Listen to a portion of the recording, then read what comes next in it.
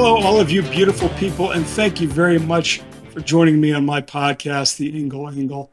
I am Fort Worth Star-Telegram columnist Mac Ingle. It's been said many times, if you're only going to listen to one podcast for the rest of your life, this is the one you want to listen to. I want to clear this up right now. I did not try to kill myself. For those of you watching this podcast on YouTube or some other media platform, I think you might be able to see this scar here on my neck. It's about a 2-inch scar, and I have had a number of situations since May where I've had to tell people, no, I didn't do anything to myself. I had surgery, which I talked about actually on this podcast back in May. I had neck fusion surgery, and unfortunately, it's left about a 2-inch scar on my neck that would indicate, yeah, this guy's not all there. Now, I think we all know I'm not entirely all there. However, I can't state this clearly enough. While I am horrible at shaving, I did not take a kitchen knife or pair of scissors or try to jam it into my neck. And neither did anybody else, although there is a line of people who I think would like to give that a shot. If you're going to have neck fusion surgery, do yourself a favor. Make every effort to make sure that scar is concealed and it's not exposed to any sunlight, thus making the scar any worse. And I'm sitting here to tell you right now, I did a pretty good job covering this scar up because I didn't want it to look really bad, because I didn't want to be in social situations where I've been, where I'm having to sit there and say, yeah, no, I didn't try to kill myself. Because that's a good way to start a conversation over dinner. No, I didn't try to kill myself. It's just neck fusion surgery, and I'm fine. Thank you very much for asking. Today's topic is something that didn't really exist 15 years ago. I'm talking about the wonderful world of influencing. 15 years ago, if somebody says influencing to you, you probably were thinking about a word that you needed when you applied it as you tried to convince somebody to give you money. You were influencing their decision making. Do yourself a favor and give me $50, that kind of thing. Now, however, thanks to the advent of the internet, influencing is a career choice.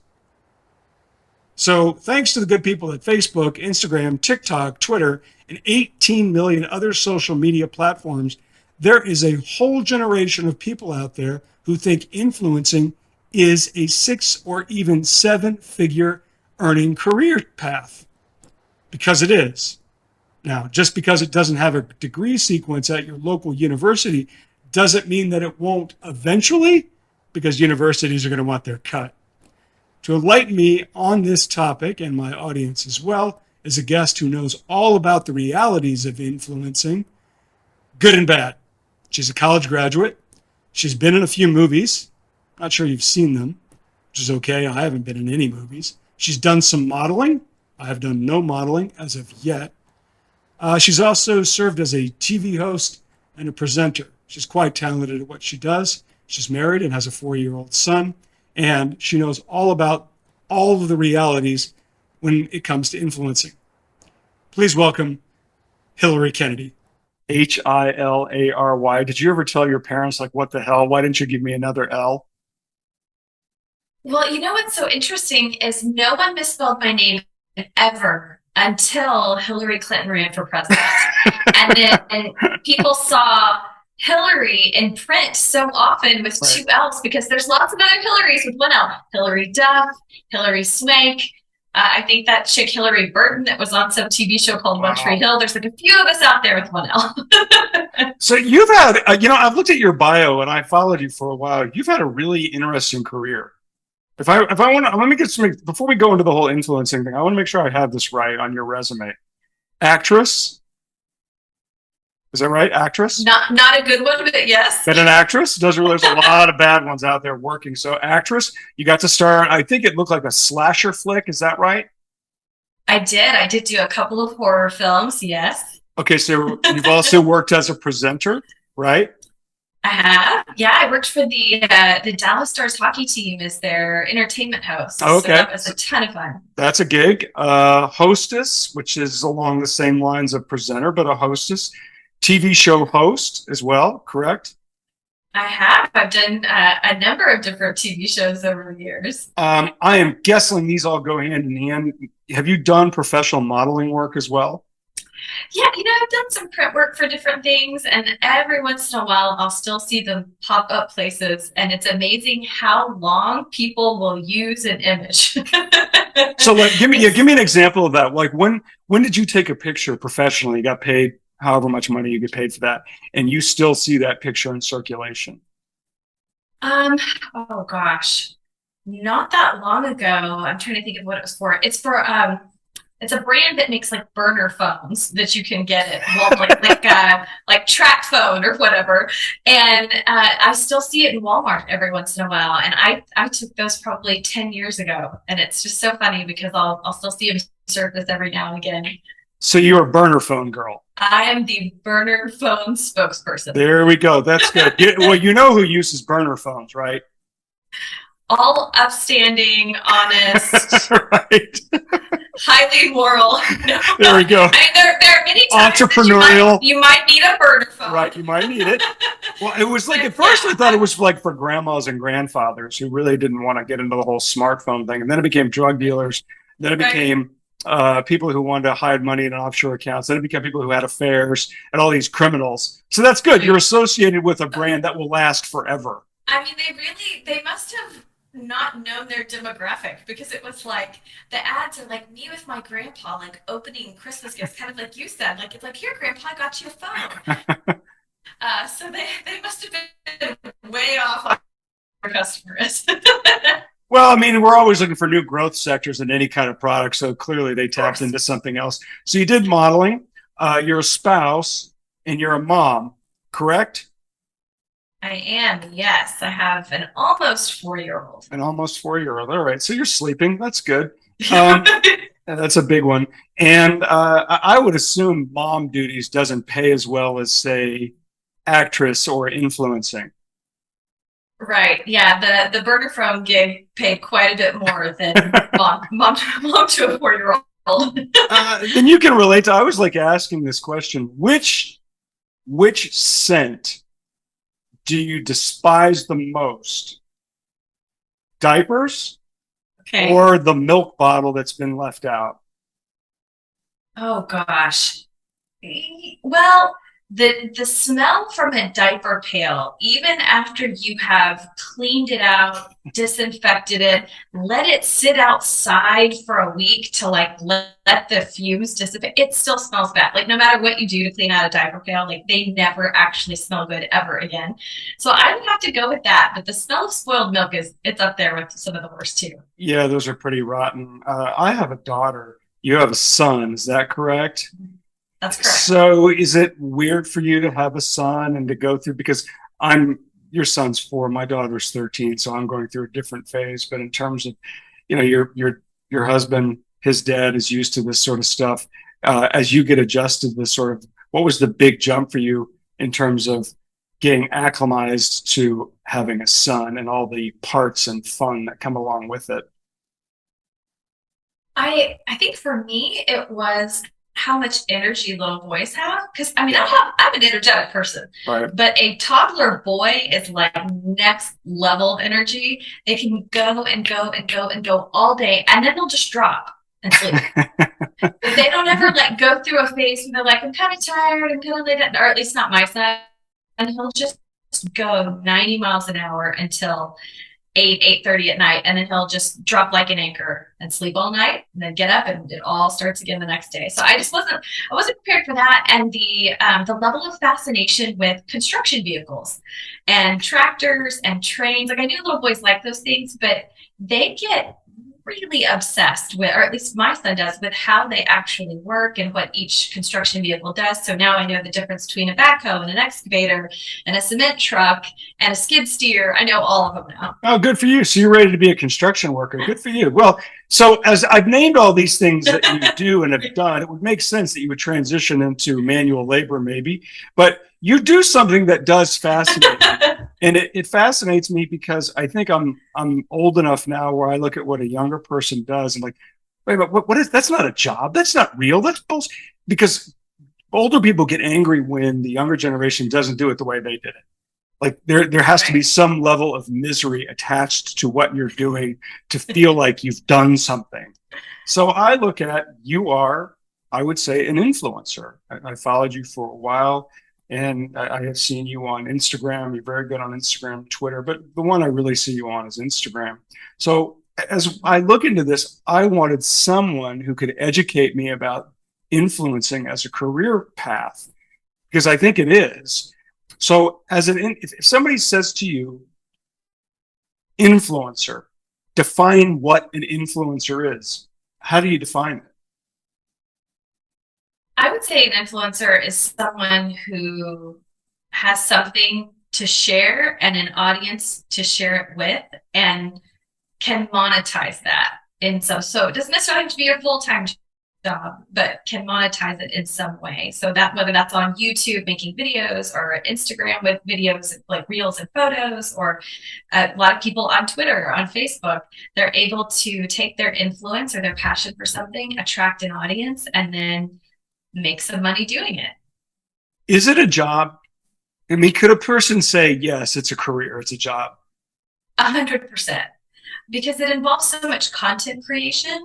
Because you very rarely do you find someone who can just get on YouTube or Twitter and say one or two words or just put out one tweet and that's all that's required. And you really are having to come up with content to engage your audience every day. It's got to be something new or something relevant or something that they want to see and hear and know about. So it is a job. Creating videos, shooting photos, especially if you're collaborating with brands, they'll have parameters sometimes for campaigns. You'll work out all those details, so you've got to follow some guidelines. So there's a lot of work involved, a lot more than I think people realize. Did you fall into it or did you consciously pursue it?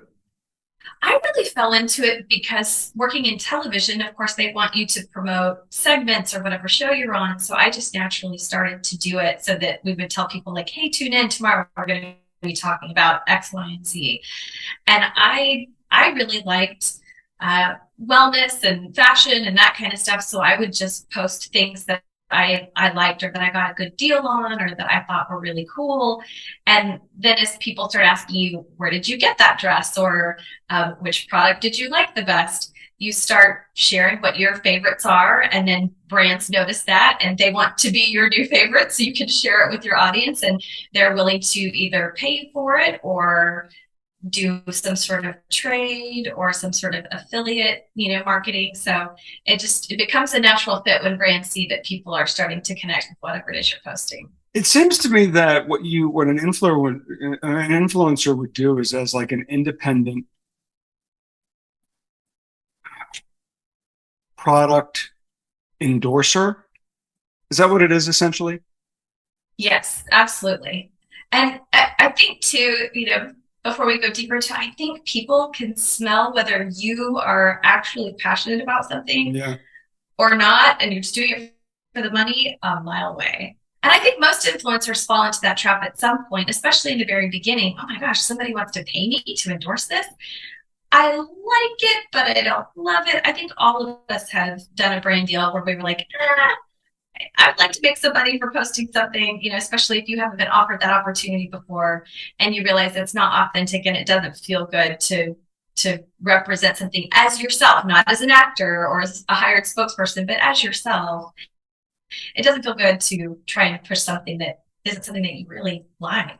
What are the biggest misconceptions that people have about it as a career, not as a one-off? Like I've done the product endorsement as a one-off, but as a career, what are the things that you hear that people say or think that are dead wrong? I think people think that it's glamorous. It's not. I think they think it's a ton of fun, and it can be, but it is a lot of work, and it also can cost a lot of money. So Really? I'm fortunate in that I'm what's considered a micro influencer. So I have less than 50,000 followers, and you would think even if you have less than 10,000 followers that brands wouldn't be interested in paying you or collaborating with you. And that's actually not true at all. Brands typically look for that sweet spot with influencers that just have a very loyal following, because they're a lot more likely to get true conversion to their product or service with loyal followers than with, say, a celebrity endorsing something. People might like it, but that doesn't necessarily mean they're going to connect with it. But even when you have a small following like that, you still have to take all the same steps of shooting the content, creating the content, especially if you're a male or a female and it's a wellness or fitness brand or a beauty brand. Your hair, your makeup, all those things. I mean, it's just like being a micro celebrity. You got to keep up with that stuff. So to have quality photo and video, a lot of times these influencers will have to hire somebody. I lucked out because my mom does photography, for fun. So she did all of my stuff for free, which is great. But I would say the majority of my friends hired professional photographers and videographers to help with their content. So it can get expensive and it can get complicated as far as managing your time and trying to shoot all this new content and get it out. And then it takes time to write all the captions and hashtag everything and make sure that you geotag everything. There's all these little small things that start to add up, and it can take a lot of time. When you've done any of them, any of those product endorsements that you did earlier in your career, like how many years, Hillary, have you been doing it?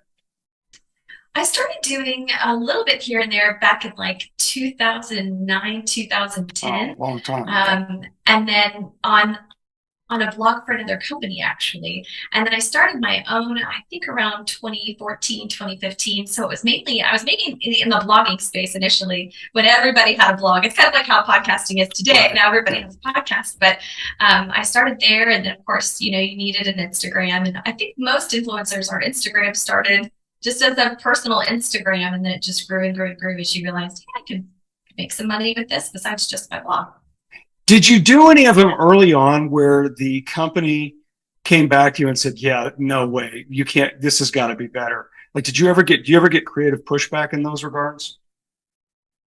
I have never gotten creative pushback, but what I have gotten pushback on from people as recently as last year is they don't want you to disclose that it's a partnership, which is actually against the law. You have to disclose. But I've had one big brand in particular that was furious that I disclosed that it was a partnership, and it was a contractual partnership. And I said, I'm sorry, I can't, in good faith, post anything for your company without disclosing that this is a sponsored ad. It's the law. Where did you do it in the ad? Like, where did you do it at the bottom? Did you write it? Did you say it? Like, how did the consumer know that this was a partnership? There's a couple of different ways. On Instagram, they have a feature that allows you to tag a business partner. So at the top, it'll say like paid partnership with or collaboration with, the business name. And then you can also hashtag at the bottom, like hashtag sponsored or hashtag ad. Or at the end of blog posts, a lot of times I will say like I was paid or I've given a commission in exchange for my, participation, but these views are my own, that kind of thing. One of the drawbacks I've heard to being an influencer, especially where there's an algorithm involved, is that you have to be creating new content all the time. What does that mean necessarily? Does that mean one a day, two a day, one a week? Like when I hear all the time can mean a lot of different things to a lot of different people. What does new creation and new content all the time mean to you to be successful at it? I think so. Since I've had my son, I've taken a major step what I used to do, and it has definitely slowed growth because the second you take any time off and people aren't seeing that content being generated by you all the time, you do lose followers or you just don't gain as many at a rapid rate. In the beginning, when I was blogging, I was trying to post one a day every day during the work week, so 5 times a week, and it grew really quickly doing that. But that is super hard to sustain unless maybe you're single or don't have kids or you don't work a full-time job, but it's tough to maintain it. So for me, I think if I post a story once a day or static posts are really becoming less relevant on Instagram. They've define that. What does that mean? I'm going to have to cut you off. What is that? You have to define that. What does that mean? I don't know what that means. So when you're looking at your Instagram, there are static posts, which are just typically like the photos or video on your main page. And then there are stories, which are the videos that show up in the little circle in the top left-hand corner. And then there are reels. So once TikTok started gaining in popularity, Instagram began the reels feature. And they did have Instagram Live. I mean, you can still do that. They had IGTV for a while. So they're trying all these different things to compete with other apps. But if you'll notice on Instagram or TikTok, the people that have the greatest following and the most views are typically the people who post very consistently all the time, whether that's multiple times a day or once a day. But as long as they're generating content, because people want more and more and more from their favorites. So I think to gain traction very quickly, the more you post, the better you'll do. If a young person comes to you, and I'm talking like 18, 19, 20 years old, they're college, they're sophomores, they're a junior, and they say, Hillary, I want to do what you do, which there's a lot of them. And I mentioned at the top, you do a lot in a lot of different areas. What would you tell them? Would you tell them to do it? I think that it can't hurt. What I think you should do is find something that you truly want to do full time and work at it with all your might. However, when it comes to social media, make that your part-time passion in the beginning. So you've got, a couple different hands in different cookie jars, because the thing with social media is it changes all the time. Because first it was Twitter and it was on top, and then Facebook, and that was where everyone wanted to be. And then it was blogging, and then it became Instagram, and now it's TikTok. So there's always going to be a new thing. And you don't truly own any of that content. You're putting it on their platform. So I think if you want to be an influencer, or, like a YouTuber, have your materials on those platforms, but I would also have a place where you can house all your own content should those change or go away. Because there's been a lot of talk the past few years about TikTok being banned in the United States or going away. Well, there are people who've made incredible livings on TikTok now, and that could be taken at any moment. And then their content, their following, all that's gone. So I think if I would encourage someone to follow this path, I would say absolutely go for it, but also have a place where you can house that content and send your audience should those platforms change or go away or something new is on the horizon later on. So when I taught at TCU, I had a girl in one of my classes who was, I think, an influencer, and she was a former cheerleader, and she had a lot of followers and looked like she was doing pretty well at it. The question I never asked her, and you can answer this, is how long does something like this last? I mean, you've made it last for quite a while. Looks like you're doing pretty well at it. And you talk about all the changes, but Hillary, if somebody gets into this out of college, this is what I'm going to do, this is going to be my career path, how long can somebody expect it to last? Gosh, that's a really good question, because I've seen people who've had incredible followings and one day they just decide to delete their account, or they decide. There was one girl that was a friend of mine actually who was like a mommy blogger and a mommy influencer. And by the time she had her second baby, she was just over it. And I think because even though you can have a full-time career, you can make some great money, you can work with some brands that you love, you can meet some really interesting people and get other media opportunities out of doing this, there's also a lot of negativity that goes along with it. Even if you have a small following, there are just always going to be haters, there's going to be difficult brands, there's going to be a lot of requirements on you that it can tap you out. Sometimes you want to get away from the digital world. So for some people, they don't last for the long haul. But I think if you have a realistic perspective about it, this isn't rocket science. We're not necessarily saving the world with the things that you're posting on social media, and you have other outside interests. You make your family a priority, your other hobbies, your faith, whatever it may be. I think you can last a really long time. But if you immerse yourself too deeply, I've just seen it eat a lot of people alive, and they throw their hands up and sometimes just don't want anything to do with it. And we've also seen in the news, sadly enough, a lot of influencers have committed suicide. It can be a really lonely, isolating, depressing place to be. Why? When you're only interacting virtually with people because you have become a slave to staying on your social media and interacting with those people. So, I mean, because when you go back, especially in foreign countries, we've seen a lot of Russian influencers who have met a demise because they just felt trapped by their fame and their virtual world. You mentioned something that I don't think we as adults talk enough about with 20-year-olds, and that is money. Now, I'm one of those older guys who all they do is think about money. It's not a good habit.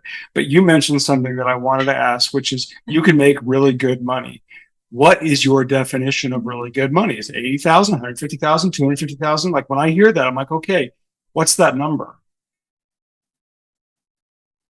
Well, it kind of depends on what's a lot of money to you, but you've got to look at what's being required of you because there have been some clients that I've had that wanted to pay $2,000 for one photo. And then there are some clients that are like, hey, we'll give you $500, but we're going to need a carousel of 4 photos on a static post, one reel, 6 stories with a link to our website. So it just kind of depends on what a brand is asking for. And the great thing about working in this space is you sort of just get to decide for yourself what you think your posts are worth based on your engagement, your following, or your engagement with your followers. How many comments do you get? How many conversions do you get from when you post a link? So you sort of get to set your own prices and negotiate with brands. And for people that have an incredible following or super high engagement rate, that number just goes up and up and up. So you can have a night, you can support a decent quality of life as an influencer. Absolutely. If you are dedicated to it and you make that your first priority and you've got, especially for people that already sort of have a built-in following. Yeah. I've been good friends with a girl who had a very successful blog for a long time. And then when she transitioned her audience sort of over to her social media, she was able to quit her full-time job and solely be an influencer. And I believe the last time I talked to her, she was making between $250,000 and $300,000 a month. So can you give me her name? Is she available? Hang out. I like that. I have to I don't say, know what the hell I'm doing, screwing around here doing this crap. I should have done that. Well, it's pretty crazy. It's so true because with affiliate marketing, which is that's sort of how she ended up making her fortune. But if you find a brand or products or things that you love and you're recommending them to thousands and thousands of people, and they are all buying them, and they're buying them on a regular basis, every week or every month, it's pretty incredible how much money you can make. I see when I look at Instagram, and I'm on it, I don't use it a ton, but I use it a little bit. And I see influencers a lot of times are young, pretty women, and they're influencing golf products and just anything, but they're young, pretty women. And I'm sure they're paid pretty well. But there's a handful of them I think that do really well. How long does that last, though, Hillary? And the whole young, pretty thing, whether you're a man or woman, how long do you think you can really play up to that skill set? Because it is a skill set. I know people don't want to hear that. It is a skill set. Right. I think anytime you're dependent on your looks to have longevity, you're going to be disappointed.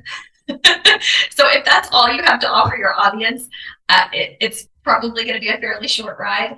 I think the people who have staying power are those who are relatable in some way, whether they are a parent with everyday parenting struggles, or if it is someone that's into fitness and sports, sharing what they do to stay healthy and stay in shape. You've got have substance in order to last. And for some people, that's even just sharing their thoughts on their faith. It doesn't have to be anything grandiose, but you definitely have to have more than just good looks to last in this space. But for right now, the girls who are on Instagram posting the bikini shots, and it's so true that the half naked shots definitely get more views than say me sharing an apple pie recipe. but at the end of the day, that only takes you so far. And there's always somebody who's going to be younger, better looking. At any point, because these things now run our lives, right? They run our lives. Even I'm not an influencer or anything like that, but I'm on it all the time. At any point, as you've evolved in this, has your husband or even your son, now that he's older, said, put the damn thing down? We're sitting right here. Can you put that down? Or have you been able to establish that separation so when you are with them, you're with them and not just your phone and them as well? I've gotten a lot better about it. I will say that the first year that my son was born, because it was my first child, I had brands reaching out about all kinds of things. So that was exciting because it was like, oh, great, I could have a brand new baby monitor, or I could have all these things. So of course, if they're gifting you those things or they're paying you to post about those things, you've got to be constantly shooting new content, and that involves your spouse or your child. And it's really only an annoying problem, I think, for my husband when we're on vacation or it's the holidays and that's supposed to be just organic family time and you feel like you've got to document everything. He's not really crazy about that. And he understands it, but it really takes you out of the moment. And the same thing with when they will brands or companies will say, "Hey, we want to send you to our new restaurant to try it out." Well, you never truly get to enjoy your meal the way you would like to because you're having to photograph the food and photograph the atmosphere and all of those things and make sure you get all the tags correctly. And so, I think you've got to find that balance because you want to make a living and you want to make your clients happy, but you also need that time with your family because I'm sure you're probably the same way. I'm very aware of how often I'm on it now because I see my son looking at me and I can't complain down the road if he's doing nothing but looking at his phone or his iPad if I'm doing it now. So I try to, when I'm with him, unless we have like a scheduled family photo shoot for a client or something, I try to put it away so that he doesn't see me on it all the time because there is so much more to life. Last thing I wanted to ask you, and you were in horror movies. I'm assuming that you died in these movies. Are you kidding me? Well, I would say young anymore. The young girl is always the one that survives. So You made it? They I'm didn't always, slash your oh, throat? oh yeah. No, I was the zombie slayer. Oh, so you got to kill zombies. Oh, absolutely. I Okay. did a not convincing at all portrayal of a woman shooting at zombies. I'd never held a gun before, so I'm just, pointed every which way. They tried so hard to teach me how to shoot convincingly. It was terrible. Okay. So of all the things that, the last thing was, I kind of led with this. I'm going to wrap this up with this question. If you run into a 65-year-old, I'm not 65, thank God. If you run into a 65-year-old and they hear what you do for a living and you describe it to them and they say, that's not a job, what do you tell them? Well, I would tell them, even 15 years ago, it wasn't a job. It's something new that's come up, in the last decade or two. And in another decade or two, it'll be something else. There's always something new. So I would say it's a real job now. Might not always be, but it's a real job now. So I, I'm grateful for it. I'm grateful that we have opportunities to do these sorts of things, but it might be something else in another 5 years. Hillary, thank you very much for your time. This was very enlightening. I didn't know much about this. I've always wanted to talk to somebody in depth about it to get a better idea of what your days are like and that sort of that model and how that's set up. And I learned a lot. Thank you very much. I really appreciate your time. Well, thank you for having me on. And really quickly, if you decide that you wanted to go into influencing more than you already do through media, what would your niche be? What would your focus be? Are you asking me? Like, are you asking me? Are you Yeah. asking rhetorically? Oh, I didn't expect No, that. you. That's a good question. What would it be? Oh God. Well, the one time I did a product endorsement, I was on the radio and I did it for a local car dealership. And I remember the salesman who set it up. It was a local Cadillac dealership. It was a nice brand. I think they paid me like $500 a month to read a couple of spots, and I was all excited about it because it was the easiest money that I'd ever earned. But the problem with it that we were having is that my deliveries, the people who are used to listening to me on the radio, I'm so damn sarcastic so much. I sounded like a wise ass when I was reading the spot. I'm like, no, no, no, I'm not. I'm not. I'm really sincere. I want people to buy Cadillacs for the rest of their lives. So I really struggle with that. But to answer your question, like if I had to do product endorsement, the older I get, I don't know, like you're a lot younger than I am. You have a young son. I've really noticed how much my life changed the last 5 or 7 or 8 years and how important exercise became to me. Just as sort of, not just Mm-hmm. um, it really for mental health as much as I don't think I realized how important it was to look in the mirror and feel comfortable with what you're looking at.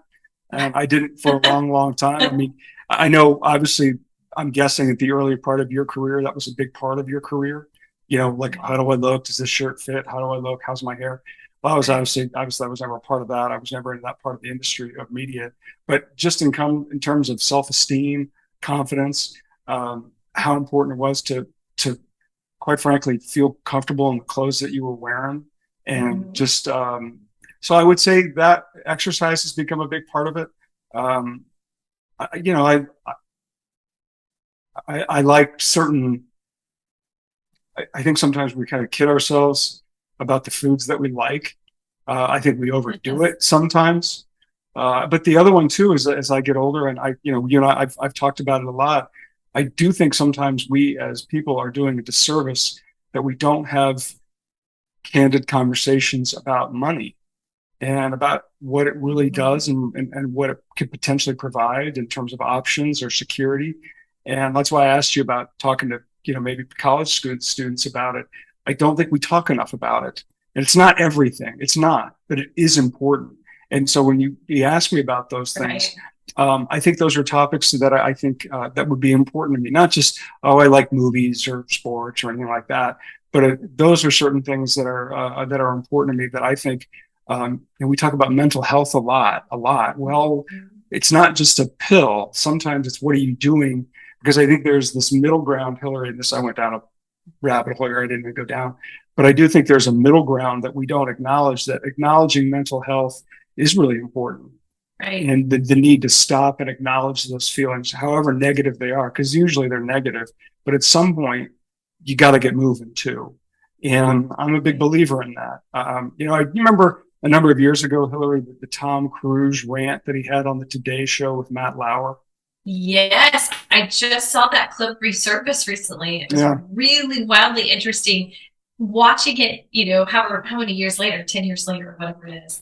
yeah. I mean, if someone would have told you back then that Tom Cruise's persona would be where it is today, despite all the Scientology stuff, despite the failed marriages, he's springing on the back of Mission Impossible and now the feel good vibes of Top Gun 2. And now there's all this mental health awareness about overdoing it on opioids and all these prescription medications that we now have become a big part of society. And meanwhile, Matt Lauer is done. Right. Can you It's imagine? I know, right? it's crazy. It's completely flipped. Well, I remember when that happened because people were like, Tom Cruise has lost his mind. Right. Like I can't believe that because it was such an awkward, uncomfortable exchange with Matt Lauer. Totally. But you're right. Like it is a completely different world now. How funny. Well, I didn't mean to take up all your time, but I've used all of my Zoom allotment. I thank you very much for this. This was great. I really do appreciate it, Hillary. Well, thanks for having me on. I really appreciate it. I love your podcast, and Thank you. I wish you all success. I'll be tuning into all the episodes. Okay. Thanks, Hillary. Take care. See you Thanks, later. Zach.